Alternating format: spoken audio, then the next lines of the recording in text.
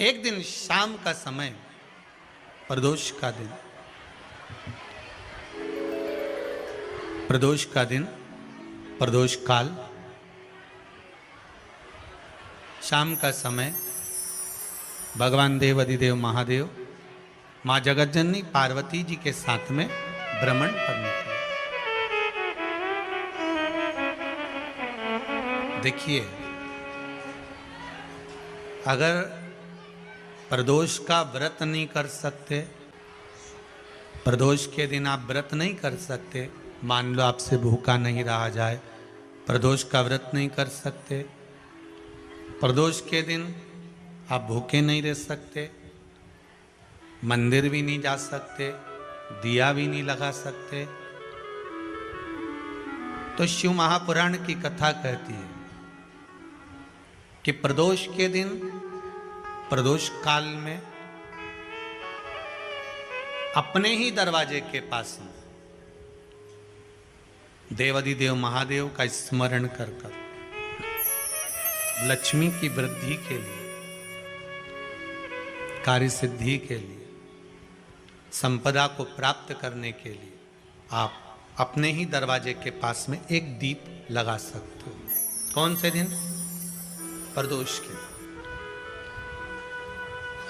एक बात और अच्छे से समझ लीजिए, जो बच्चे चिड़चिड़े होते हैं, चाहे घर में बेटे हों, बहुएं हों, सास हो, ससुर हो, परिवार में छोटे छोटे बच्चे हों, चिड़चिड़ प्रवृत्ति करते हों या चिड़चिड़ा स्वभाव हो, जरा जरा सी बात में क्रोध आ जाता हो, बोलने का भान नहीं रह पाता हो, शब्दों के बाण चलते हों, तो महाराज प्रदोष के दिन, प्रदोष काल में बेलपत्री के पेड़ के नीचे एक, जो पत्ता आपके पास में हो, पान का मिल जाए तो पान का, पीपल का मिल जाए तो पीपल का, बेलपत्र का मिल जाए तो बेलपत्र का, उस पत्ते पर मात्र थोड़ा सा शहद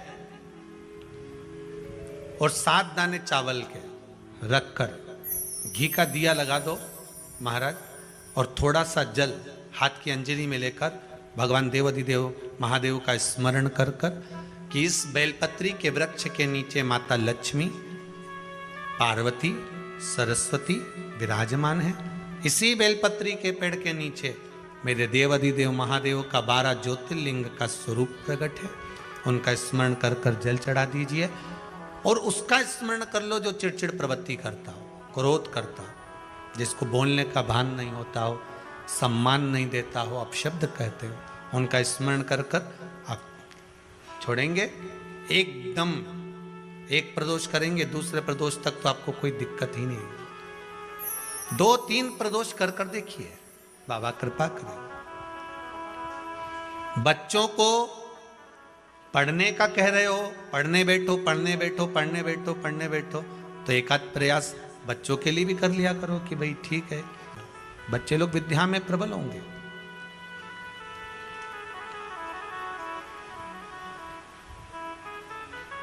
शिव उपासना का जो फल है वह 1000 गुना। पहले भी कथा में काज, फिर कहते हैं,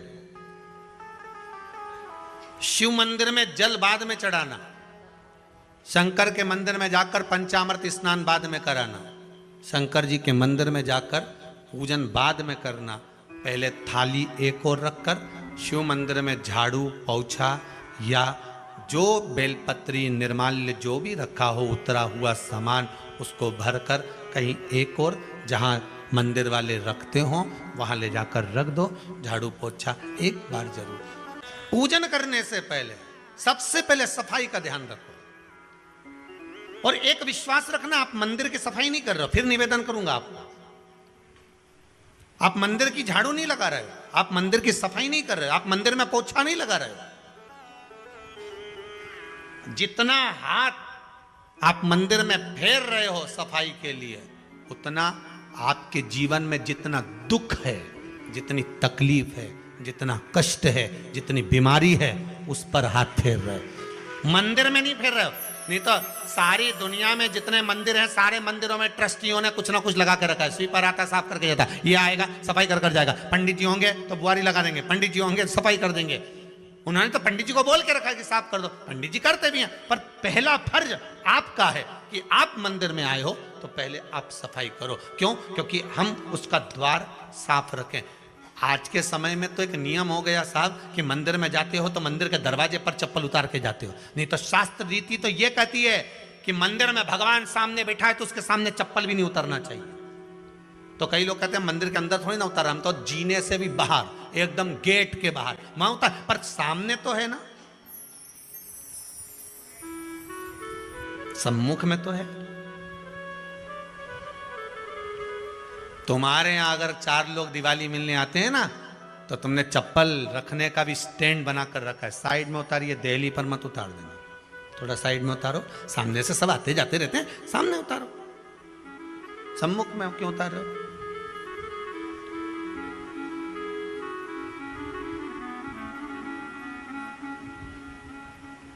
थोड़ा द्वार पे से दूर उतारिए।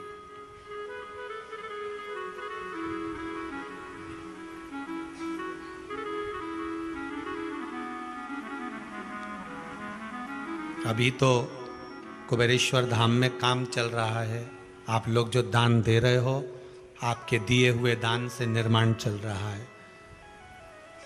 अभी तो आप पहनकर जूता चप्पल भी अंदर आ जाते हो, भले दूसरे मंदिरों में चप्पल पहनकर हमने देखा है, आधिकाधिक मंदिरों में, ब्रजभूमि पर भी बहुत मंदिरों में लोग अंदर जूता पहनकर चले जाते हैं, पर जब तक बाबा नहीं बैठा तब तक तो आप पहनकर आ रहे हो। जिस दिन बाबा कुबेरेश्वर धाम में आकर बैठ गया उसके बाद वो दोनों गेट पर चप्पल बाहर ही रहेगी। आओ आप, कंकर से शंकर, शंकर जब शरीर से लगेगा तब सुख भोगोगे, आनंद भोगोगे, सुख की प्राप्ति। अपने द्वार पर भी कितना सुंदर लिखा है भविष्य पुराण के अंतर्गत, और विष्णु पुराण में भृगु बाबा का चरण का चिन्ह भगवान विष्णु की छाती पर रहा। भगवान विष्णु की छाती पर भृगु बाबा के चरण का चिन्ह रहा।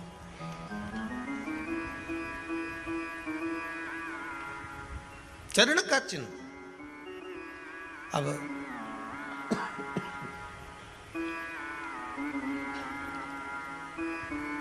भविष्य पुराण में लिखा है कि अगर हम मंदिर के द्वार पर घर के चौखट के एकदम सामने चप्पल उतार देते हैं 7 बार दिन भर में से, कितनी बार? 7 बार विष्णु पुराण कहती है ऐसा कोई दिन नहीं होता जिस दिन दरवाजे पर 7 बार लक्ष्मी आकर खड़ी नहीं होती हो। कल एक कथा कही थी आपको कि प्रत्येक मनुष्य के भाग्य में सुख लिखा है, केवल मंथन करना। भविष्य पुराण कहती है 7 बार लक्ष्मी प्रत्येक मनुष्य के दरवाजे पर जाकर खड़ी होती है, पर द्वार पर चप्पल पड़ी होने के कारणवश वो लौट कर चली जाती है। बहुत ध्यान दीजिएगा महाराज, थोड़ा सा आपको बुरा लगेगा, लग जाए, पर शिव पुराण है, जीवन संवार देगी तो अच्छी बात है, जीवन संवार दे तो अच्छी बात है। मंदिर के द्वार पर हम जब चप्पल छोड़ते हैं, जिस मंदिर की चौखट पर चप्पल छोड़ी है, आप जितनी देर आराधना में लगे रहते हैं उतनी देर तक आपकी चप्पल पर जितने लोग लांग कर जाते हैं, जितने लोग लांग कर प्रवेश करते हैं, उसका भी दुख आपके भाग्य में आता चले जाता है। ध्यान दीजिएगा जरा, चप्पल का भविष्य पुराण में पढ़िएगा कवि की पादुका का महत्व क्या है, पादुका किस ओर उतारना चाहिए, पादुका को कहाँ रखना चाहिए, किस जगह पर बुआरी झाड़ू को रखना चाहिए, किस जगह पर चलनी को रखना चाहिए, सुई उस सुई को जिस हाल में सब बैठते हैं उस हाल में क्यों रखा जाता है? सुई तो इतनी सी है, पर जिस हाल में सब बैठते हैं उस हाल में ना तो झाड़ू रखते हैं, उस हाल में ना चलनी रखते हैं। भैया क्यों नहीं रखते? कारण क्या है कि जिस हाल में सब बैठकर बात करें, आवक जावक की बात हो, व्यापार की बात हो, लक्ष्मी की बात हो, प्रेम स्नेह की बात हो, आपस में बैठकर सब चर्चा कर रहे हो, अगर वहां छलनी होगी, झाड़ू होगी, तो बैठे बैठे बात करने में विवाद चालू हो जाएगा। 15-20 मिनट तुमने बहुत प्रेम की बात करी, अच्छे से बात करी, पति पत्नी बहुत प्रेम की बात कर रहे थे, मालूम पड़े बात करते करते से कब झगड़ा उत्पन्न हो जाए तो समझ में नहीं आया। हमारी बहू को क्या हो जाता है, बैठे बैठे बात करते करते झगड़ा कर देती है, जरा सी बात में झगड़ा चालू हो जाता है। कारण क्या है, जिस हाल में तुम बैठ रहे हो, जिस कमरे में तुम बैठ रहे हो, जिस हाल के अंदर सब बैठकर चर्चा करते, बात करते, चित्त करते, आपस में बैठकर सब लोग एक दूसरे के बातचीत करने बैठे हैं, आय व्यय देखने बैठे हैं, दुकान व्यापार की बात करने बैठे हैं, उस जगह पर भी झगड़े का क्रम कहां से आ गया, एक ना एक का मुंह क्यों फूल गया, कारण क्या था, कोई बात टेंशन क्यों आ रहा है, मतलब उस हाल में या तो चलनी रखी है या झाड़ू रखी है, भले तुमने सोफे के नीचे फंसा दियो, भले तुमने पीछे फंसा दियो, पर पड़ी जरूर है, रखी जरूर है, कहीं ना कहीं पड़ी होगी। क्यों कहते हैं कि जिस हाल में आप बैठ रहे हो, जहां पर आप संपदा की बात कर रहे हो, दौलत की बात कर रहे हो, व्यापार की बात कर रहे हो, व्यवसाय की बात कर रहे हो, उस हाल में अगर कहीं कैलेंडर टंगा हो, कोई सामान ऐसा रखा हो, कोई पर्दा ऐसा लगा हो, कोई चीज ऐसी लगी हो, तो उसमें एक सुई उसमें रख दीजिए। क्यों कहते हैं, हमारे यहां दूल्हा भी जाता है ना, तो उसका जो साफा बनता है या जूता उसको पहनाते हैं, उस तक में पिन टच करके भेज देते हैं। बोलो सही है कि गलत है? दूल्हा तोरण लगाने जा रहा है, दूल्हा तोरण देने जा रहा है, तो उसके जूते में भी पिन घुसेड़ कर भेजते हैं, पिन लगाकर भेजते हैं, उसके साफे में पिन लगाकर भेजते हैं। एक भले सुई नहीं लगाएंगे तो आलपिन लगाकर भेज देंगे। क्यों भेजते हैं, उसका कारण क्या, कि लक्ष्मी को लेने जा रहा, संपदा लेने जा रहा, और जिसको वो ब्याह करने जा रहा है उसका संबंध सुई और धागे के संबंध जैसा हमेशा सिला हुआ होना चाहिए, उधेड़ा ना जाए, कैंची जैसा कटा हुआ नहीं होना चाहिए। एक एक प्रमाण को जरा देखो तो। पर दुनिया के लोग कहते हैं साहब हमारे यहाँ तो सुख नहीं है, शांति नहीं। शांति तुमने भंग करी, कोई दूसरा भंग करा। चप्पल उतार दी दरवाजे पर, मंदिर के द्वार पर। हम तो यहाँ तक कहेंगे पशुपति व्रत करने जा रहे हो, पशुपति व्रत को धारण करने जा रहे हो, एक सोमवार मत पहनो चप्पल, जब मंदिर जा रहे हो तब दिन भर पहनो, मंदिर जाओ मत पहनो। कोई जरूरी है कि मंदिर पहनने चप्पल पहनना जरूरी है? मत पहनो। मंदिर के द्वार पर जहां भगवान विराजे हैं उसके द्वार पर अगर आपने चप्पल उतारी है, आप तो अंदर चले गए, पर जितने लोग लांग रहे हैं उसका मालूम, उसका स्मरण कितना कितना गया। छाता, चप्पल, आसन, मांग का टीका, इसका भी वर्णन पहले कर चुके हैं कथाओं में, आप लोगों ने सुना होगा। छाते का भी वर्णन किया, किसी का छाता बारिश में तुम लेकर आ गए, पानी गिरने लगा, जी जी तुम्हारा छाता देना, छाता तो लेकर आ गए, पर जितने दिन तुम्हारे घर में रखा हुआ है उतना दिन तक हिसाब लगा कर रखना कि 15 दिन रखा तो तैयारी रख लेना, 15 दिन में कितने घंटे हुए, कितने घंटे कितने पल, उतना आपको दुख भोगना पड़ेगा। दूसरे का छाता आया, इसलिए कोई प्राण छोड़ता है, मरता है, तो उसके पद में यही सब चीजें देना पड़ती। क्या क्या बोलते जाओ, छाता, चप्पल, आसन, माला, सब देना पड़ता है। बोलो देते कि नहीं देते? तो क्यों देना पड़ता है छाता? क्या काम का कि छाता देना पड़ेगा? क्या व्यक्ति 24 घंटे क्या धूप में रहता था कि पानी में रहता था जो छाता देना पड़ेगा? चप्पल क्यों देना पड़ेगा? किस लिए देना पड़ेगा? उसका शास्त्र प्रमाण।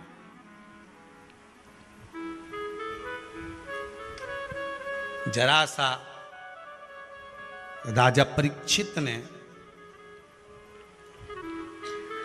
जरासंध के मुकुट को सिर पे पहन लिया था और बुद्धि बदल गई थी। शमीक बाबा के गले में मरा हुआ सर्प डाल दिया था। सही है कि गलत है? केवल मांग का टीका अर्थात सिर पर मुकुट बदला और काम हो गया। बहुत ध्यान देना पड़ता है महाराज, बहुत ध्यान देना पड़ता है।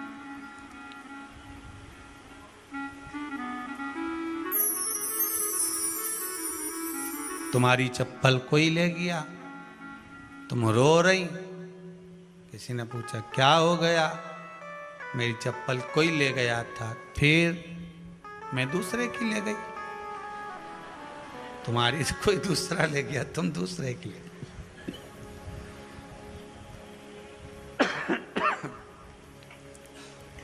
नहीं भाई,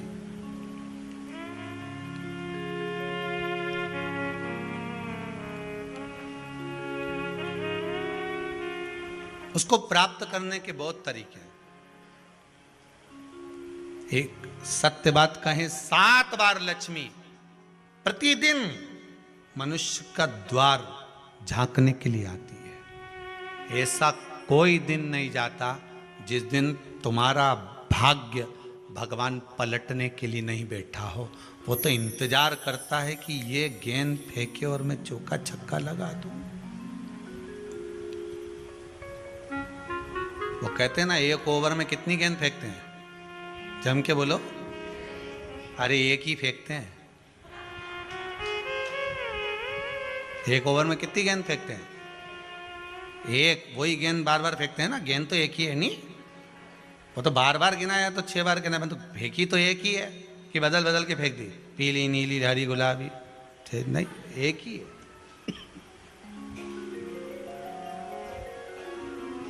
बदल बदल कर आया, गेंद एक ही थी, फिर फेंका कि ये तो वाइट निकल गई, फिर फेंकी, गेंद वही है, गिनती में 6 जा रही है। 1 साल निकल गया, 1 दिन निकल गया, फिर गेंद फेंकी। अरे साहब, एक भी रन नहीं बना, फिर फेंकी, अभी भी नहीं बना, फिर फेंकी तो के बाउंड्री तक तो पहुंच गई है। अब की बार जो फेंकी तो के ऊपर से निकल गई, सीधे 6 पे पहुंच गई। भगवान भी ये कहता है, एक ही गेंद है, 6 बार फेंकी है। शास्त्र कहता है 7 बार दरवाजे पर लक्ष्मी आती है, मौका देखती है कि कब मौका मिले मैं इसके घर में प्रवेश कर जाऊं। पर कभी कभी ये निंदा करती दिखती है, कभी बहू की चुगली करती दिखती है, कभी टीवी में मन लगाए दिखती है, कभी सुई धागा लेके बैठी मिलती है, कभी झाड़ू लगाती फिरती है, कभी दरवाजे पे चप्पल खुली मिल जाती है, कभी कुछ मिल जाता है। मैं बार बार आती हूँ, अब नहीं माने तो मैं कई करूँ, मेरे को तो जाना पड़ेगा। मेरे को तो जो नियम है, सर्विस करने वाला, नौकरी करने वाला तो टाइम पे आएगा। तुम भले कंप्यूटर चलवाओ, चाहे मोबाइल उड़वाओ, चाहे तुम लिखा पढ़ी करवाओ, बोलो सही है गलत है, उसको तो करना है। बोलो साहब क्या करना पड़ेगा? लग जाओ कंप्यूटर पे, लग जाओ, उठाओ मोबाइल, ये तो उसको तो करना है।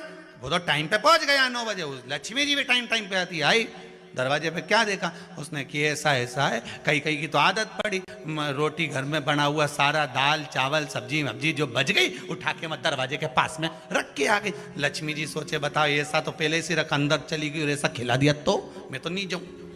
लक्ष्मी जी वापिस चलती। कई लोगों की आदत, आटा छना हुआ, ऊपर की जो चापड़ थी, उनने कहा गाय खा के चली जाएगी, ओटला पे पटक के आ गए। लक्ष्मी जी इतने में आई कि चापड़ तो यहाँ पटक के चली गई, मैं काय को जाऊं, छलनी में से जा उधर, नहीं जाऊं। कितना कितना कहा है महाराज, केवल एक दिन का इंतजार रहता है, दिवाली आए लक्ष्मी जी महाराज घर आएगी ने, लीप लिया ने, पोत लिया ने, मांडना भी मांड लिया, लक्ष्मी जी का पाँव भी मांड लिया ना, कमल का फूल भी मंगवा लिया, गेंदा की माला भी बुलवा ली, सारी गेंदा वेंदा की माला दरवाजे पे भी लगा दी, चौक मोक पूर के बेटी इंतजार में, लक्ष्मी जी आएगी, लक्ष्मी जी आएगी। लक्ष्मी जी बोली मैं तो रोज आऊँ री जी, मैं तो रोज आऊँ, पर कई करूँ थारी बुद्धि काम नहीं करे, मैं कई करूँ, मैं तो रोज आऊँ। फिर के लक्ष्मी मैया अब की बार आ गई तो जाजे मती रही, बड़ी तकलीफ में हूँ। लक्ष्मी जी बोली नहीं जाना तो पड़ेगा, दिवाली का दिन है, हमारे 10 के घर जाना पड़ता है, बड़ी मुश्किल से तो गुजिया पपड़िया मिलता है, नहीं जाऊंगी तो अच्छा नहीं लगेगा, तो जाना तो पड़ेगा, पर रोज आऊंगी, प्रतिदिन आऊंगी। तू अगर मुझे रोक सकती है और अपने घर में बुला सकती है तो बुला ले, और आऊंगी मैं प्रतिदिन और जाऊंगी भी मैं प्रतिदिन। लक्ष्मी आती भी खूब है और जाती भी खूब है, एक जगह टिकती कभी नहीं है, बस उसको बुलाने का तरीका होना चाहिए। रोज भगवान चाहता है कि तेरा दिन फिर जाए। कथाओं में भी आप लोग बोलती हो, आंवला नवमी वगैरह की बोलना, जैसे ही का दिन फिर या, ऐसी बोलती हो ना कथा, कहानी सुनती हो जब, कैसे बोलते हो कहानी सुनने के समय पे, जैसे ही का दिन फिर आने वैसा हमारा दिन फेर जे माता, ऐसा कर जे माता। तो माता जी बोले मैं तो रोज का दिन फेरूं तेरा, तो काहे के चिंता करे री कमला, काहे चिंता करे, मैं तो रोज का फेरूं, तू सुधरे तो मैं तो बिल्कुल तैयारी में। ब्राह्मण बेलपत्री को भर रहा था, बेलपत्री ब्राह्मण भर रहा था, पार्वती जी ने शिव जी से कह दिया इसके पास कुछ भी नहीं, आपका भगत है ये, आपका भगत है, इसके पास कुछ भी नहीं है, आप कृपा नहीं करोगे? शंकर भगवान बोले आज प्रदोष का दिन है, प्रदोष काल में ये मेरी सेवा में लगा है। सुनो पार्वती,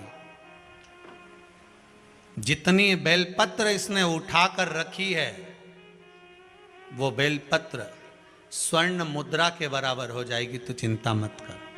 शिव पार्वती को कहकर चल दिए। शंकर पार्वती बात कर रहे थे, इतने में एक सेठ ने सुन लिया कि जितनी बेलपत्र भर के ले जा रहा है उतनी स्वर्ण मुद्रा हो जाएगी। बनिया ने सुन ली, सेठ ने सुन ली, तो जैसे ही शंकर पार्वती गए, सेठ जी उस ब्राह्मण के घर चले गए, 100 सोने की मुद्रा देकर कहा जितनी बेलपत्र है चढ़ी हुई मुझे दे दे। जो चढ़ी हुई बेलपत्र है वो मुझे दे दे। महाराज, कल प्रदोष है, जिसके घर में पार्थिव शिवलिंग का निर्माण होता है उसके घर में कभी लक्ष्मी की कमी नहीं होती है, वहां लक्ष्मी सदा निवास है। कि जिंदगी में कर्जा ही कर्जा डूबा हुआ है, कर्जे में लदा लूम हो और कोई उन्नति हो ही नहीं रही, बहुत कष्ट में हो गए। तो प्रदोष के दिन बेलपत्री के वृक्ष के नीचे दीप लगाएं, शिव जी के मंदिर में जाकर दीप लगाएं और अपने घर के दरवाजे पर दीप लगाएं। प्रदोष के दिन बेलपत्र के वृक्ष के नीचे लगाया गया दीपक, शिव मंदिर में लगाया गया दीपक और अपने दरवाजे पर लगाया गया दीपक, ये तीनों जब एकाग्रित भाव से दीप लगाए जाते हैं तो ब्रह्मा विष्णु महेश हमारे कार्य की सफलता देते ही हैं, उसमें अटकल नहीं है।